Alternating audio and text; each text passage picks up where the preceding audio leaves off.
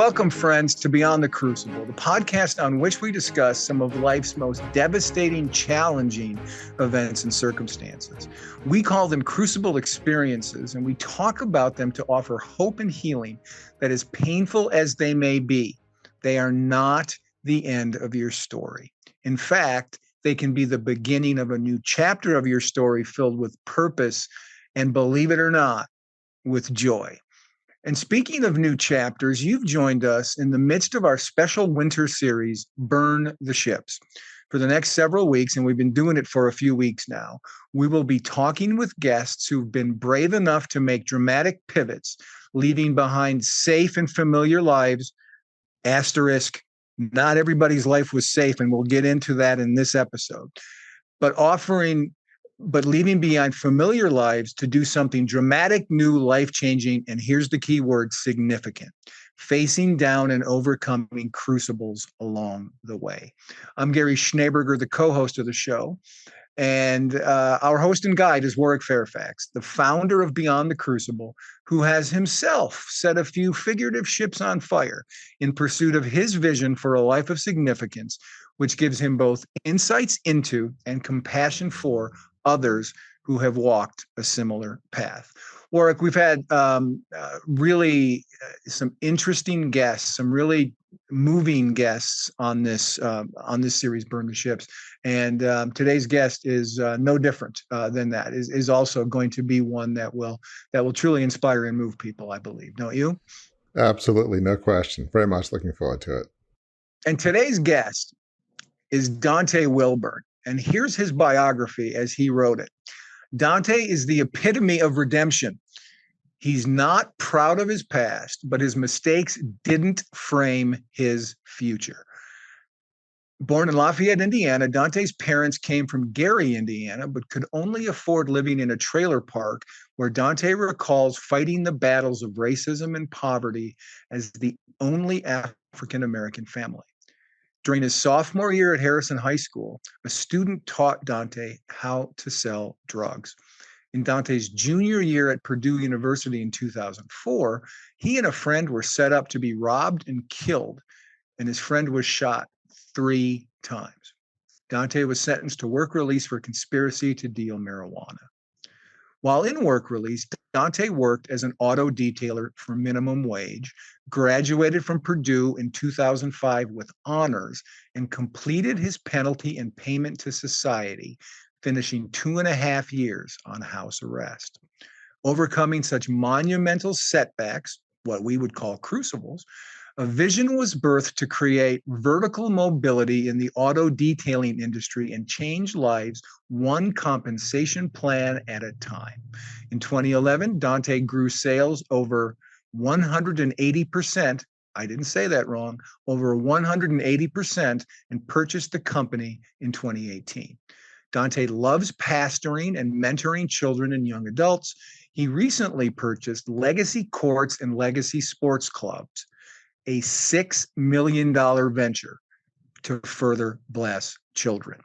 Warwick, this one is going to be special. So take it away. Well, thank you, Donte, for being here. I really appreciate it. Your story is really remarkable. It is a story of redemption in every sense of the word. So it is remarkable.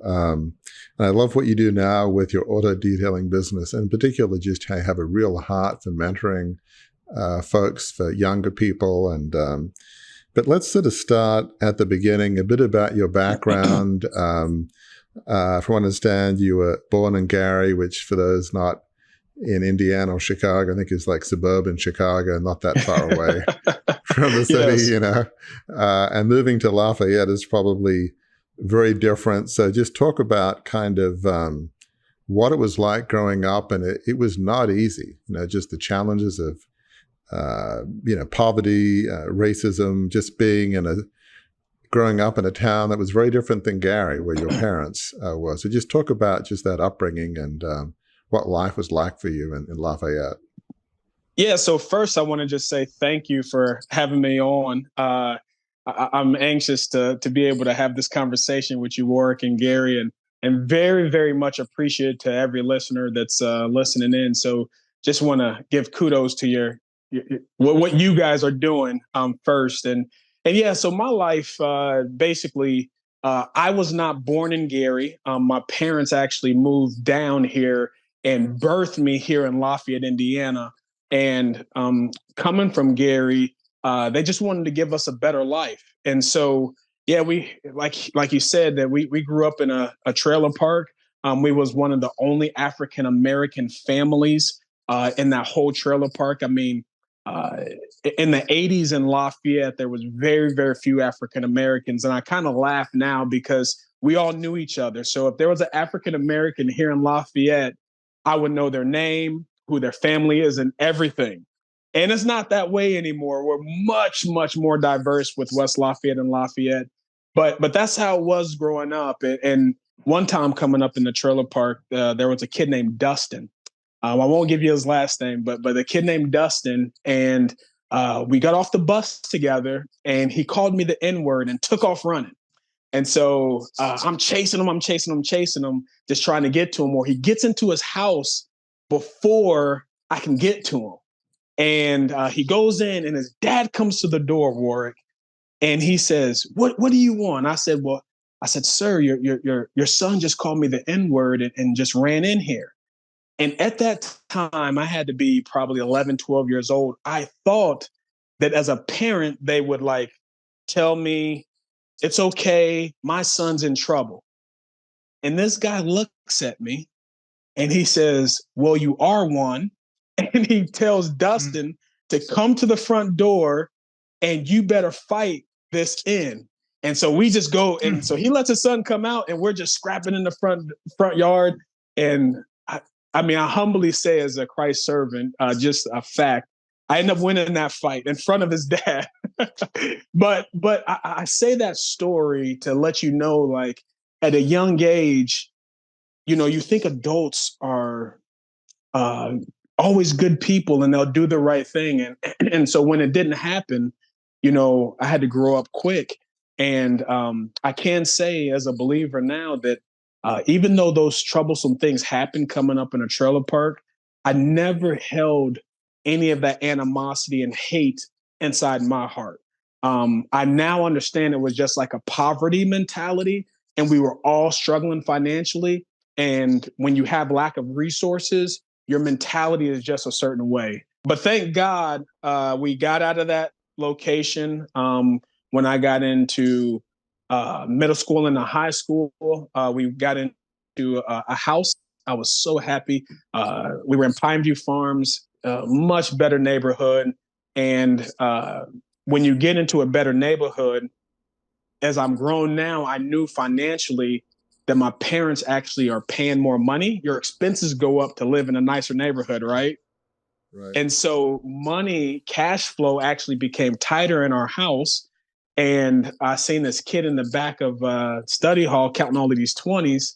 And I said, "How did you get that?" And he says, "Meet me after class and I'll teach you." And that's when he taught me how to sell drugs. And I had this twisted mind that me somehow selling drugs is actually helping my parents because it's relieving them from having to pay for the things that I want. And so I was able to get them on my own. So then that whole next segment of my life happened, and I started down that road. What were you thinking at the time? Because obviously you probably understood that your parents were doing okay, but it was not easy for them to finance living in a nice neighborhood. What was your thinking about, gosh, this would be a great way to get money? What was the motivation that led you down that path? Great question. So this was the motivation. And I'm going to just tell you, I hate saying it because it's so ignorant. And I'm looking back on my ignorance and saying, wow, I can't believe I thought that way, but I just got to tell you the truth.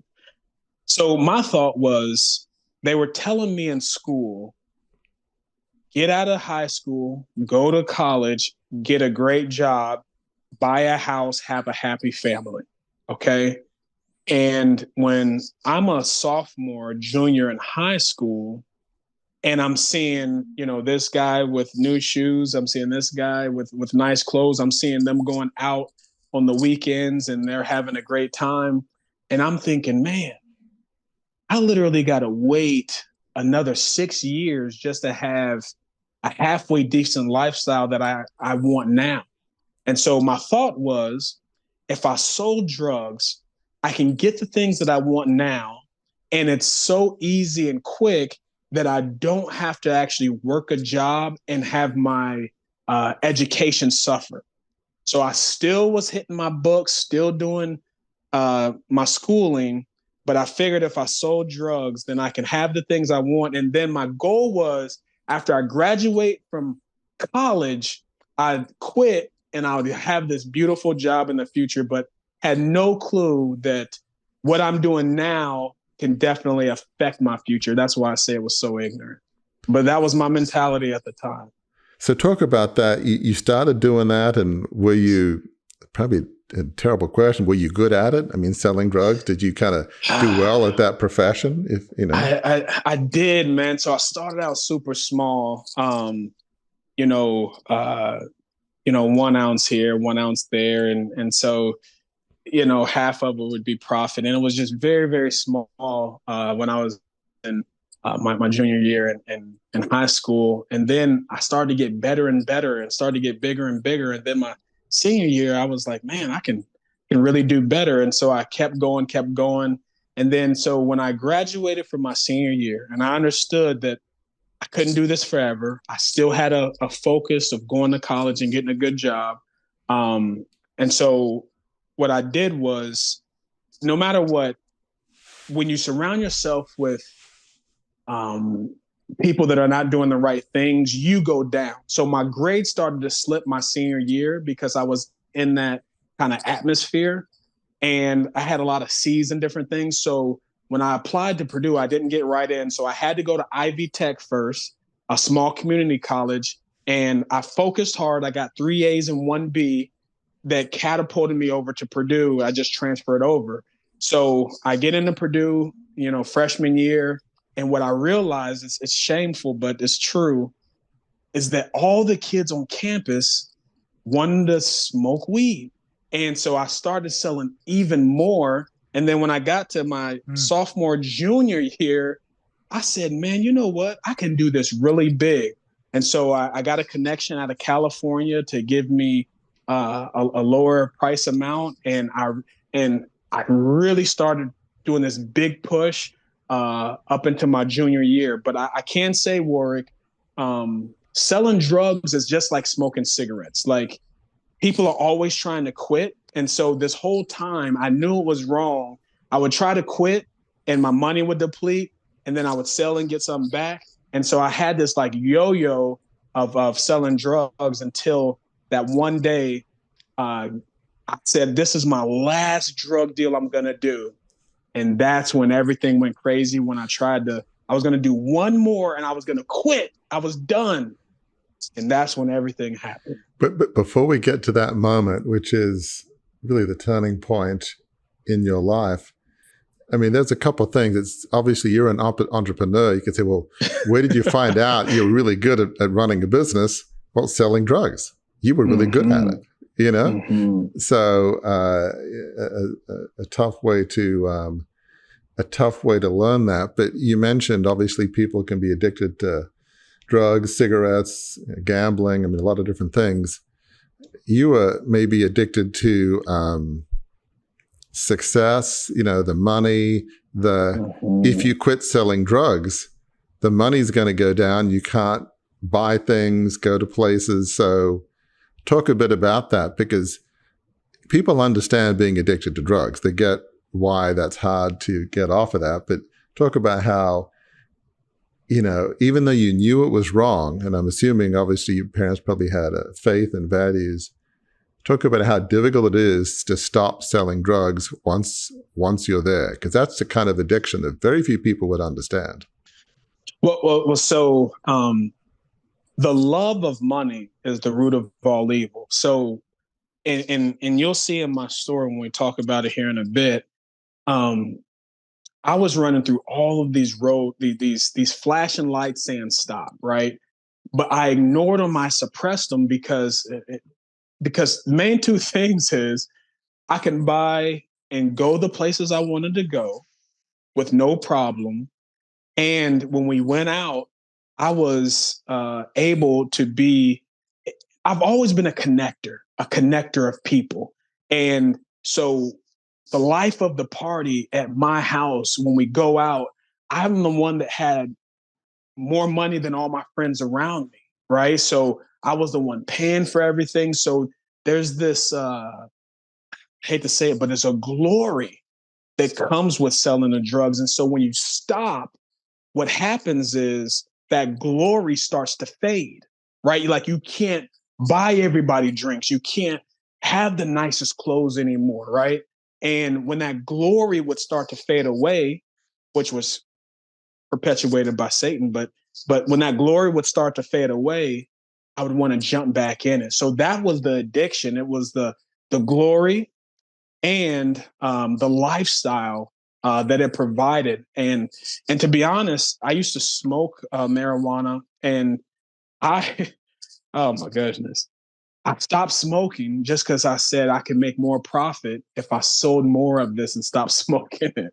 So the exact same principles that I use now on growing businesses, bringing people together, everything was the exact same thing I was doing then, but it was twisted. So let's get to the main event, so to speak, that changed your life. So you're doing incredibly well selling drugs. You were kind of, as they say, the big man on campus. People say, he's got it. He is successful. Sure. He's a nice guy. He's cool. Who wouldn't want to be around Donte Wilburn? He's a terrific guy. He's successful. He buys this old stuff and hosts these big parties. I mean, who doesn't want to be that kind of person? So let's talk about that event where you could have easily lost your life. So just talk about just that incident, what happened, and just give us a bit of background and what happened that particular day. Yeah. So, in selling drugs, you always run into someone you're going to have beef with. And so I ended up having a guy that had owed me money that I had threatened his life. And so he said to me, well, let's make this right. Let's do a drug deal. I'll bring people up and they'll buy it from you, and you'll make a great profit from me bringing these people up, buying it from you. So I said, that will satisfy your payment to me. Let's make this happen. So this day, I said, let's do the deal at 4:00, and he was going to bring his people up. They were going to buy like 15 pounds of marijuana for $22,500. And I was buying it for $17,500. So on this one exchange, I was just going to make $5,000 profit. And so I said, yeah, just bring them up and we'll make this exchange and we'll be okay. Well, we were supposed to do the deal at 4:00. 5:00 comes, 6:00 comes, 7:00 comes, 8:00 comes, 9:00 comes. And this is going to be my last deal. Okay. My girlfriend at the time, I told her, I said, this is it. I'm going to make this and we're going to have it for a little bit. And then I am going cold turkey. I'm flying straight. Okay. So the night comes, it's 10:00, 11:00, and 11 something, he says, we're here. And I said, man, I really don't want to do this, but I have to do it. At the time, I would just came off of a stint of not selling drugs, and all my money went down. And my phone was cut off at my brother's house, and his gas was cut off. And so I needed to pay those for him. And so I said, well, I'll make this one drug deal, because I had been quit for a while. And I said, I'll make this last one and I'm done, so I can get this gas cut back on and I can get this phone bill paid. And 11:00 at night, my girlfriend at the time had done many, many drug deals. Well, she didn't ever do them with me. She just rode along. Okay. And so she understood how I moved and how I acted. And, she was kind of numb to it because she was always with me. And so she comes up and she's telling me, don't go. And she stands up. I'll never forget. She gets off the bed and I'm about to look. And I told her I'll be right back. I even told her, hey, you come with me. It's only going to be 15 minutes. We'll go in, we'll make the exchange, and we'll come home. Just come with me. You sit in the car. And she says, no, I'm not going. I was like, why not? And she almost has these tears in her eyes and she's looking at me. She says, please don't go. And I said, I have to. And so I leave and get to the place. And I was supposed to make this deal with two people. It was supposed to be this one guy and another guy. And so when we pull up, they have a white expedition. They open the doors. There's 4 people in the vehicle. And so when I see 4 people get out, I'm thinking, what in the world? It was supposed to be 2. And you know what happened? So remember, the love of money is, and I'm consumed with, I got to make this money. I was thinking that, oh, this is a big purchase for $22,000. And I'm like 22 at the time, right? And I'm selling to other 22-year-olds. So I figured they just needed to pony up more people to get to this dollar amount. So I said, okay, it's 4 of them. Come on in. So they came in, they go in and out, in and out, in and out. And my friend, Chris, that was my connection, he gets suspicious. He pulls out his gun. And I said, guys, what is going on? He says, well, we see you have the product. And I said, well, you see the product, well, show us the money. And he says, well, we're afraid that if we show you the money, you're going to rob us. And I'm like, we're not going to rob you. You see it clear as day. And so what ended up happening is my friend Chris was probably 35 at the time, and we're like some little 20-something-year-old. So he was, what you call an OG. All right. He's older than us. And so he says, I'm going to pack this up. He packed it up, takes it to the front door, and he looks at me standing there while he's at the front door, and he looks at the 4 guys, and he says, either you buy this or I'm going to take it home and put it up and go to bed. After he said that, it was quiet. No one said a word. And I'm thinking in my mind, buy it, buy it, buy it. And so he looks at him one more time. They don't say anything. He goes out the front door. After he goes out the front door, one of the guys scrunches up his face so evilly and goes out behind him. So there's 3 guys remaining. And what happened at that time, I didn't know that they were here to harm us, but all of a sudden, I'm filled with this knowledge. I know that they're here to steal, kill, and destroy in a moment of a time. And so my only reaction was, I got to go warn Chris and let him know. So I run to the front door.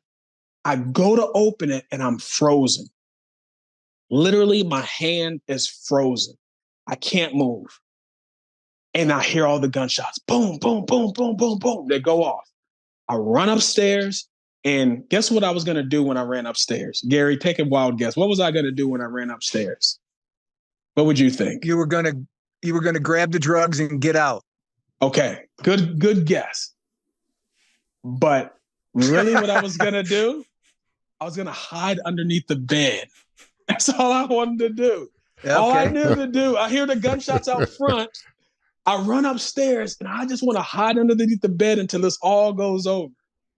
I run upstairs as I go to bust in the room to hide. The person's house that we're at assumed that we just got shot and killed, and they were running up the stairs to come kill her. She grabs her gun and she points it at me.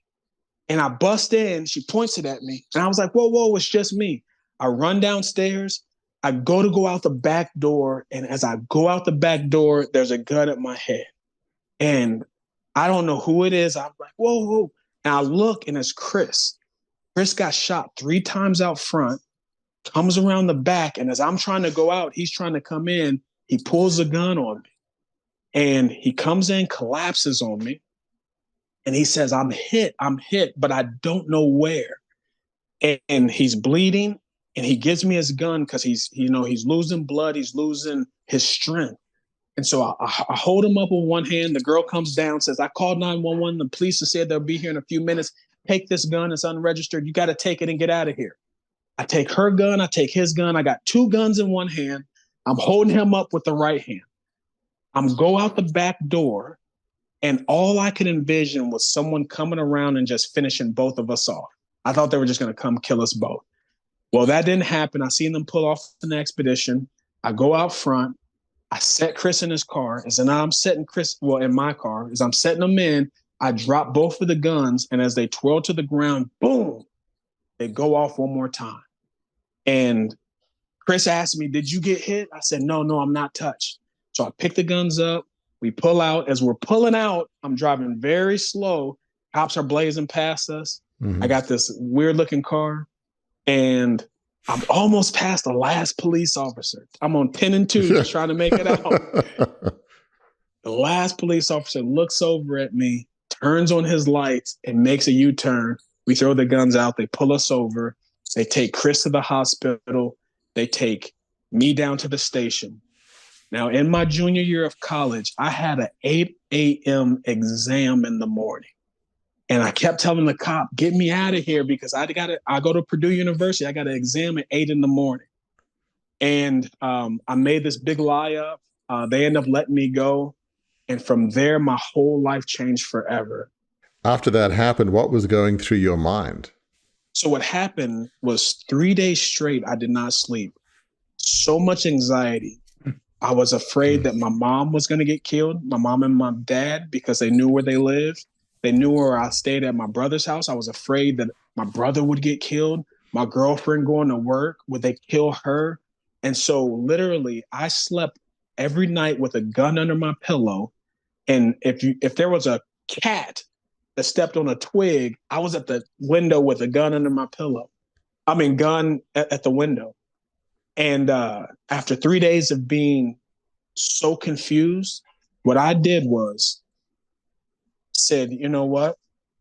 I don't know where I heard this before, but I heard that if you live by the gun or you live by the sword, you'll die by the sword. If I live by this gun, I'm going to die by a gun. And I took this top slide off. I took the clip out. I went to my backyard. I scattered it. And I went into the room and I said, God, I don't know if you're real. I don't know if you're really real, but if you are, I heard you, if you live by the sword, you'll die by the sword. You're going to have to keep me. And I went to bed for the first time after 3 nights. And I woke up the next morning. I was so happy. I was so happy. That I thought I was going to get killed that night, right? Like I didn't have no gun.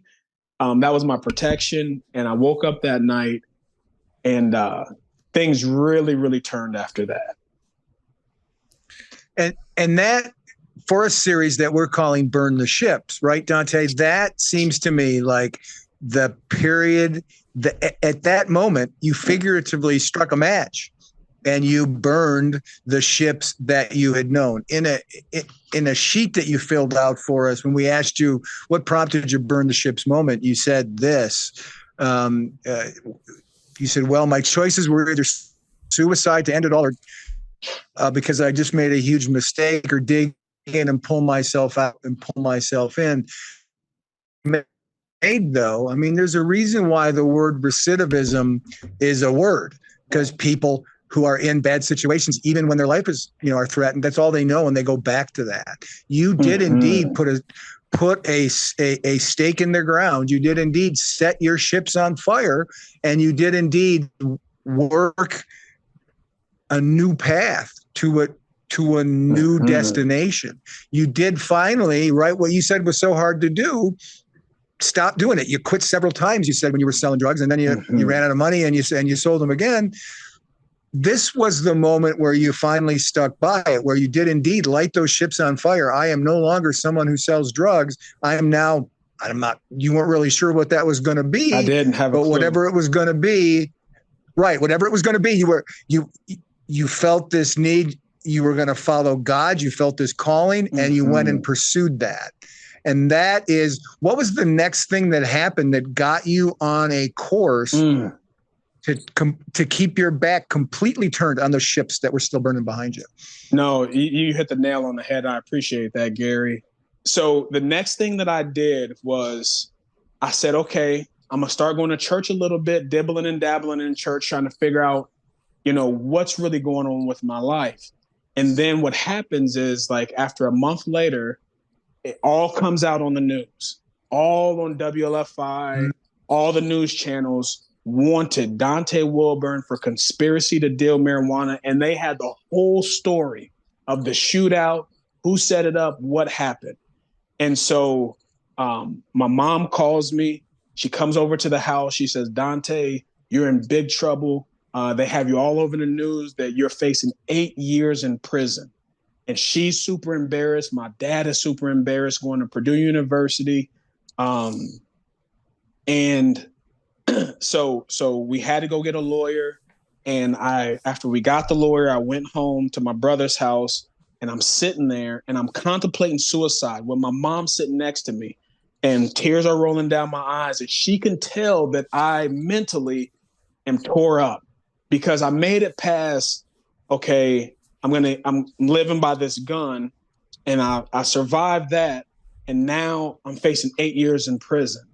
And she's sitting there looking at me on this couch, and she kept telling me, Donte, it's going to be okay. I know it looks bad now, but you are going to be okay. I know it looks terrible now, but you will be okay. I know it looks bad, but I promise you will be okay. And what happened after she kept reiterizing that, it like lifted my spirits, and I believed it. And so at that moment, I said, okay, I'm going to be okay. So, but I'm still distraught. So the next day comes, I'm laying in bed. I didn't even want to go to school. My mom calls me, and she tells me she has a job for me, detailing cars. I go get this job at auto detailing. There's a deacon there that started teaching me about God, taking me to church, and helping me through what I'm going through. So I started at minimum wage, just detailing cars. And people in my case, Gary, got 60 years in prison, 40 years in prison, 20 years in prison. I was the last to be sentenced. And my junior year at Purdue, I got straight A's. So from the time my mom kept telling me I will be okay, I made an effort. And she got me that job at detailing cars. I literally said, I am going to be successful. I'm not going to let this define me. And so I got straight A's at Purdue, and I went before the judge, and he had straight A's in his hand from Purdue University, and he had this terrible past, and he told me that I just sentenced a 20-year-old to 40 years in prison.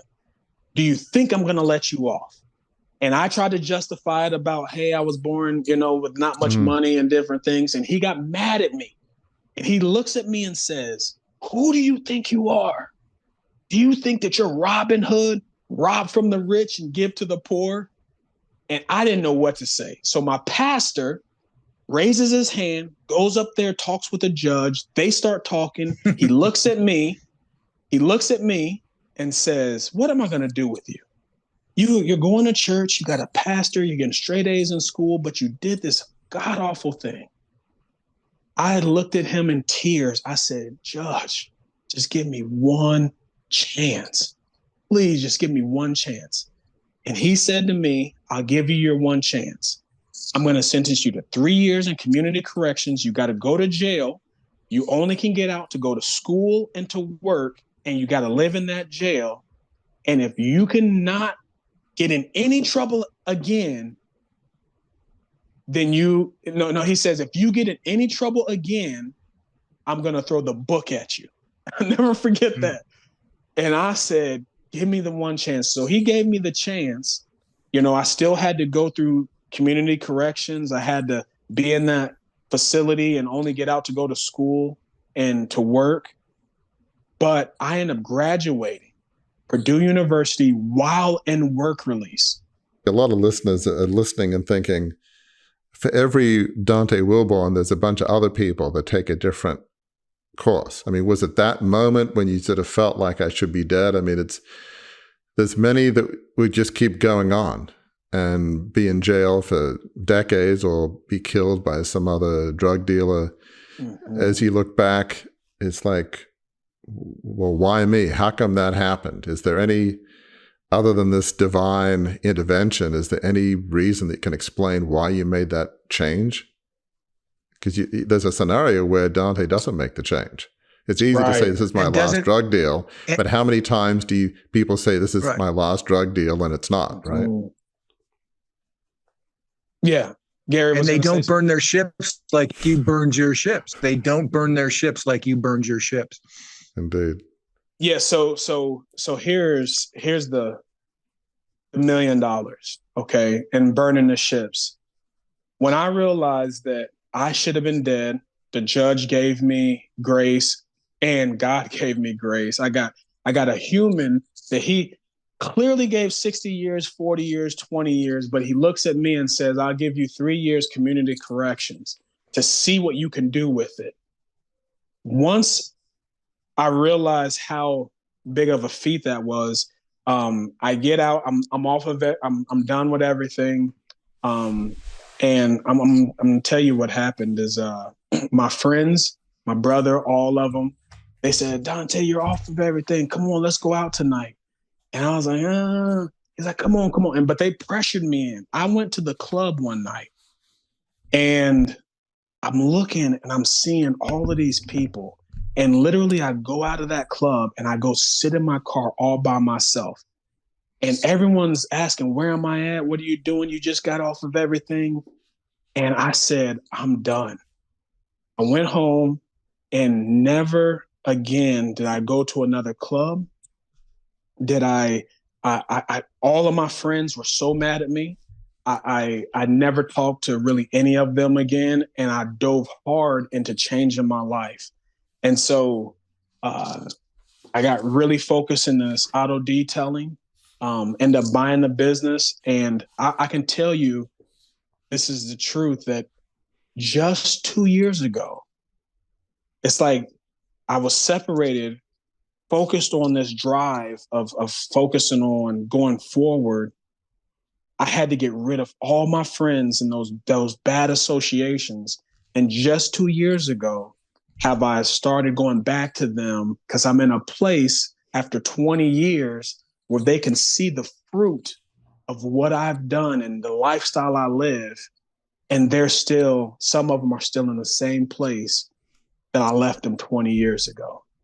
So when you say burn the ships, it's not only leaving the lifestyle, but I had to leave a lot of close family members and friends to attain the life that I wanted to live for my family.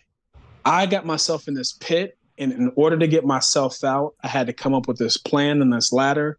And as I'm working it, I wanted to climb this, and I had to cut off all ties for me to be able to climb it. And they say that you're, a sum of the 5 closest people around you. I find that to be true. And also, what really helped me is I found good mentors. They say success leaves tracks. All you have to do is find the tracks and find success and look at those tracks and get in those tracks, and you will go to the same place that the person before you went.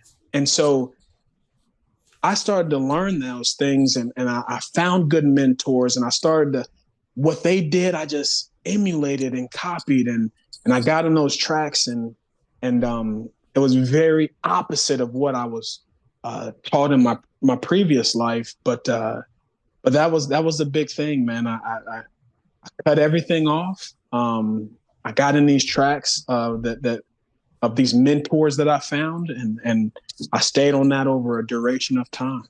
So I want to talk a bit about what you do now with your auto dealing business. I mean, you grew this business, you bought it. I think you mentioned in 1 year, I think in 2011, you grew sales over 180%, purchased the company in 2018. You've purchased this Legacy Courts and Legacy Sports Club for $6 million to bless children. So talk about your vision. You're not only successful, but you're successful for a purpose. You have a heart to mentor young people, maybe other young versions of Donte Wilburn who maybe could go down one track, and you try to be that guy who's going to be in their life to help them not go down the track that you went to. So talk about how you're both successful, but you're successful with a purpose. So talk about how who you are now, Yeah. if you will, and what you do. Yeah. So the transition came when I was sitting down and I was reading these different scriptures, and I came across something that said, "Let him that stole steal no more, but rather let him work with his hands so that he might have to give to those that are in need." That hit me like a ton of bricks. And I looked at it and I said, man, I used to steal. I'm not supposed to steal anymore, but I'm supposed to work really, really hard so that I might have to give to those that are in need. And so it gave me the whole map, right? Work really hard to be able to bless others. And so I just got really busy into doing it. I created a vision for Premier Auto Detailing, and we went from, I don't know, $200 and something thousand in 2011, and now currently, I think this past year we did over $2.2 million at an auto detailing company. And so, I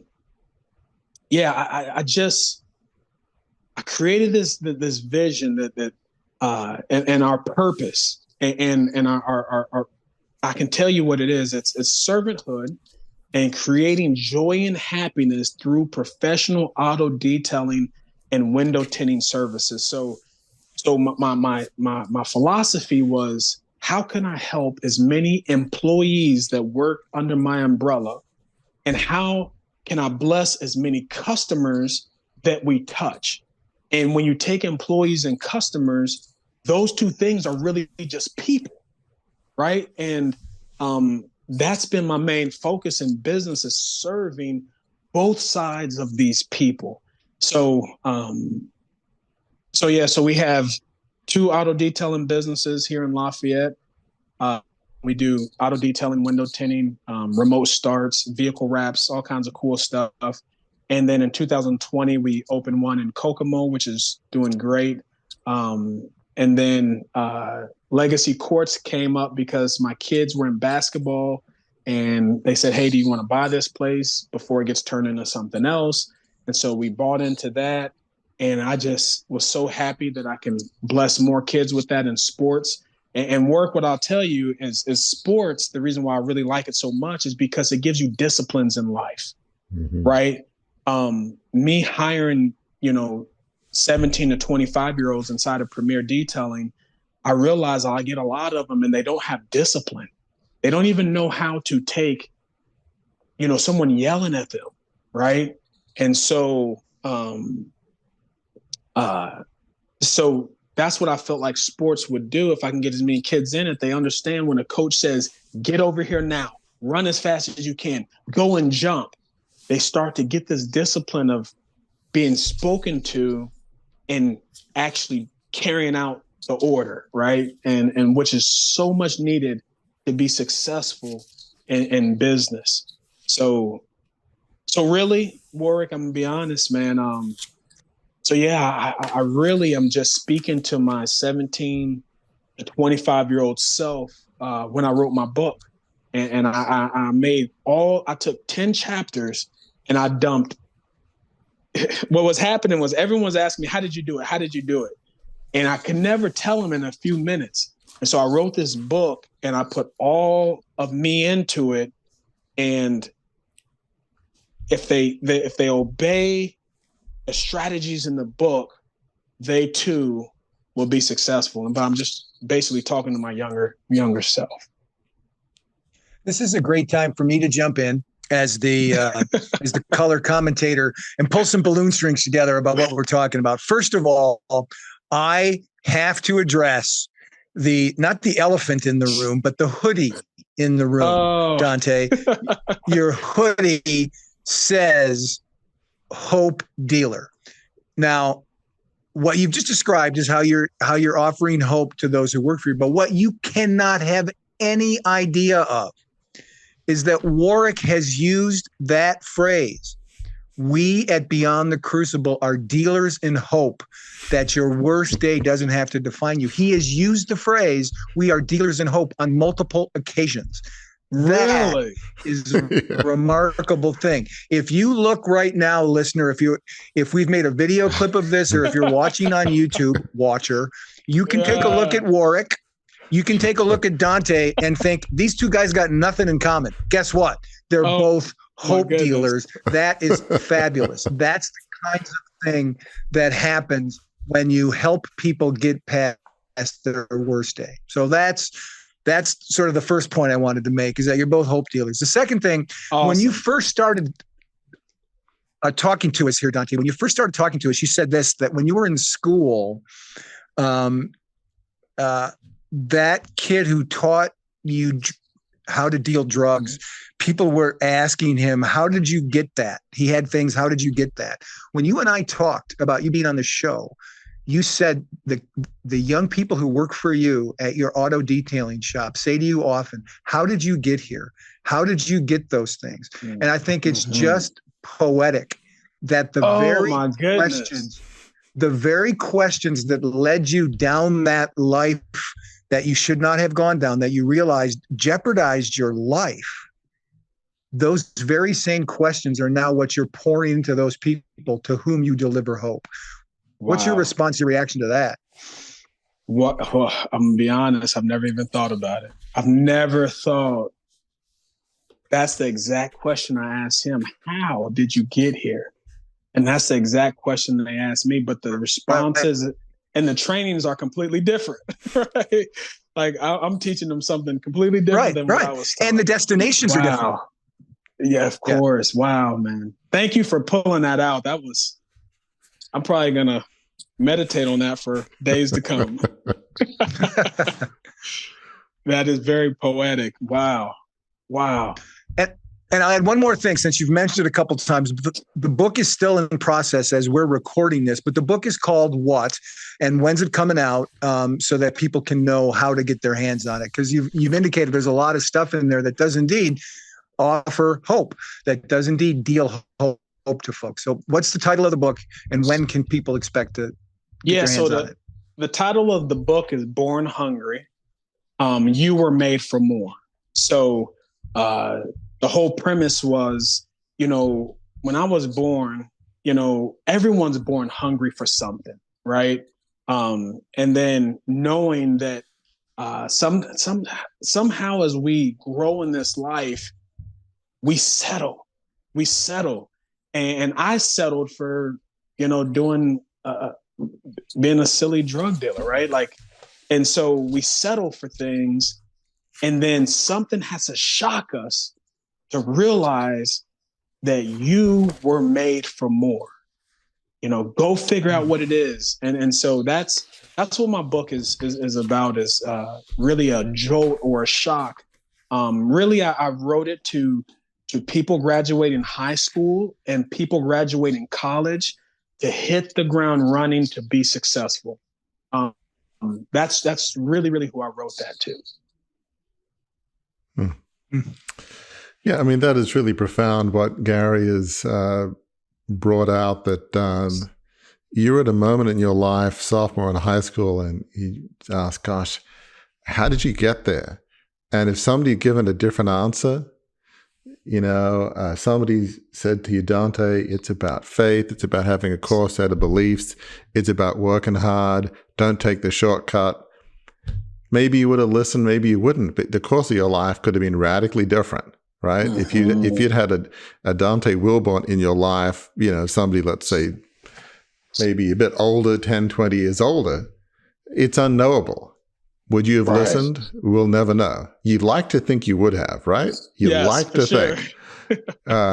Sometimes we can be stubborn, and often the only way to learn is through hard times. But I love some of the things that you write in the book, because you are really a dealer in hope, from a drug dealer to a hope dealer. I mean, it's,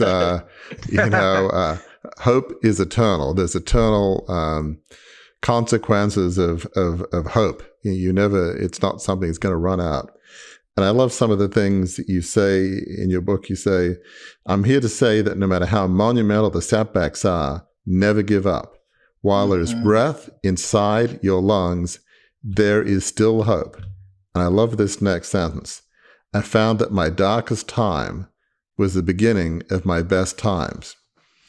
It's hard to understand how that darkest time when you were close to being killed and in front of the judge when you could have been in jail for 40 plus years, talk about how nobody wants to go through that again. I'm sure you don't, who would? But yet out of that, the pit of darkness, out of the ashes of the crucible, as we say, something beautiful, something good came out of that. So just help us capture that, what that means for you. What was the good that came out of that really dark moment? So it's really weird when I look back, but I'm almost happy it all happened. I'm going to be honest. I'm happy it all happened because now when I face, my wife is so good at reminding me, but now I'll be like, oh my gosh, this is happening. Where they got this going on and this is going on and everything's like, and then I stop and I remember, where did you come from? Right? Like what have you overcome before that is greater than now? So out of that dark moment, it's given me the understanding of true resilience, perseverance, motivation. If these things are possessed inside of you, no matter how bad it looks and feels, and if you possess this grit, you can overcome no matter what the darkest day is. So I would say that was the most beautiful thing that came out of being so low, is that it's possible, right? Like that's, no matter what, it's possible, right? That sound you heard, listeners, is what I normally say is the sound of the captain turning on the fasten seatbelt sign saying the plane's about to descend. But since we're talking to a guy who has made his bones in auto detailing, I'm going to say that sounds you heard are the vacuums going, because it's almost time to get out and your car's clean and it's almost time to go. So the vacuums are firing up. But before we go, there's a couple things I want to make sure I do, Donte. One is I want to call listeners' attention to Donte's tone of voice, Donte's tenor, Donte's demeanor as he's talked about some of the things he's talked about. He started this conversation talking about the very abject racism he felt as a young boy. But he didn't talk about it defeatedly. He talked about it, oddly enough to me, when I first heard it, he was laughing. Now, he wasn't laughing because it was funny. He's laughing because he's moved beyond it. He's laughing because he's found hope beyond that difficulty. And throughout this conversation, from the drug dealing conversation to his life, being threatened, there was a sense of humor about it that we all can experience when we put our worst times, our most challenging times behind us. That's one of the things that Beyond the Crucible endeavors to show you all the time, that your worst day doesn't define you, and it doesn't have to remain your worst day, in the sense of you can look back at it and go, okay. You can even have a sense of humor about it. So that, Donte, really impressed me, the way that you talked about that. It really is, you have transformed more than just the ship you're in. You've transformed your whole demeanor in the way that you live your life. And that is a beautiful thing to behold.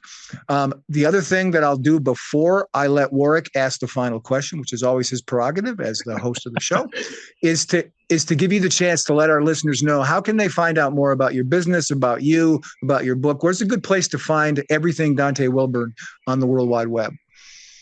Yeah, so you can look me up at www.dontewilburn.com. Also, our business is called premierindiana.com. So you can connect on both of those things. You can get a hold of me. You can email on the business site, the info that comes to me, and also on my DonteWilburn.com. That contact all comes directly to me. And for people like me who don't always spell great, how do you spell Donte Wilburn and DonteWilburn.com? Oh my goodness, you hit the nail on the head. It's DonteWilburn.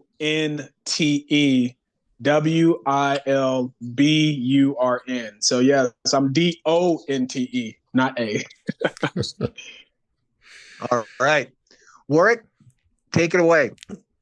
Well, Donte, thank you so much for being here. I mean, your story is so inspiring. I mean, one of the things we say on Beyond the Crucible a lot is your worst day doesn't have to define you. Amen. And you had, well, the worst day was almost getting killed. It could have been not quite as bad in front of the judge, but it could have gone a different direction. But one of the things we say is you don't always have a choice of what happens to you. Yes, you had a choice about some of the decisions, but growing up in a trailer park and, racism, I mean, there were things that happened that were none of your doing. And, horrendous setbacks and challenges. One of the things we say is you don't always have a choice of what happened to you, or you can't undo your mistakes, but you do have a choice of how you move forward. You do have a choice of, is it going to define your life? Is it going to defeat your life? Or you're going to move in a more positive, life-affirming direction where you live, as we say, a life of significance, life on purpose, dedicated to serving others. You are both successful financially and monetarily, but you're successful from a faith or kingdom perspective. You are investing in the next generation, successful in the full sense of that word. So just as we close, talk about that word choice, because there may be some people who today are in the situation you were in years ago, or maybe it's a physical challenge. Maybe it's they've failed. Maybe their marriage is broken up. Maybe there's all sorts of things that have going on. Maybe today is the worst day for some. Just talk about that word choice and why that's such an empowering concept. Man, that is, thank you, Warwick. So when I think of choices and I think of people, of where they are or where they could be where I was, the first thing I think of is grow where you are planted. Okay. And I want the listener to know that out of 8 billion people on the planet, you're in the city that you're in, or the town that you're in, the state that you're in. Okay. Whether it's the spouse, whether it's the family, whether it's the job, out of all the world, you're in the place that you're at. And oftentimes people also think, oh, I got to go here, I got to go there. I'm telling you, you can grow right where you are. It's all about change happens when you are serious, and you got to get serious. And this is all in my book, but I talk about having this creative wand of what you want things to be like in your life if you can have them. And once you get really, really serious and you create this vision for where your life, where you want it to go, then you can just simply take steps back and figure out each step that you need to do to get there. Okay. And then you get a mentor. He's like your guide to help you get there. But that's where change happens. And I often tell everybody, I know what change looks like because I had to do it myself. Right. And the very first thing is you got to look in the mirror. You cannot be a victim of anything. You have to get serious, look at all of your flaws, look at all of the bad, and then know that you can grow and change right where you are. I have been in the communications business long enough to know when the vacuum stopped running and it's time to drive away. And when the last word has been spoken on a subject, and Donte Wilburn, our guest, has just spoken it. So always remember, listener, as we move forward in this series, Burn the Ships, if you find yourself in a place as Donte found himself, where he was drifting off course from where he sort of wanted to be, he wanted to not sell drugs, but then it came in and he did it again and he did it again, he did it again. If you find yourself in whatever situation situation you're in where you're drifting from that vision Donte was just talking about. You have a vision, but you're drifting from it. Know that this is always available to you. If you're drifting from that vision, you can strike a match. You can set the ship that you're in that's not taking you where you want to go on fire, and you can then move to a better destination, a destination like what Donte's found in giving away what he has been given, that very grace. So we'll see you again next week. If you enjoyed this episode, learned something from it, we invite you to engage more deeply with those of us at Beyond the Crucible. Visit our website, beyondthecrucible.com, to explore a plethora of offerings to help you transform what's been broken into breakthrough. A great place to start? Our free online assessment, which will help you pinpoint where you are on your journey beyond your crucible and to chart a course forward. See you next week.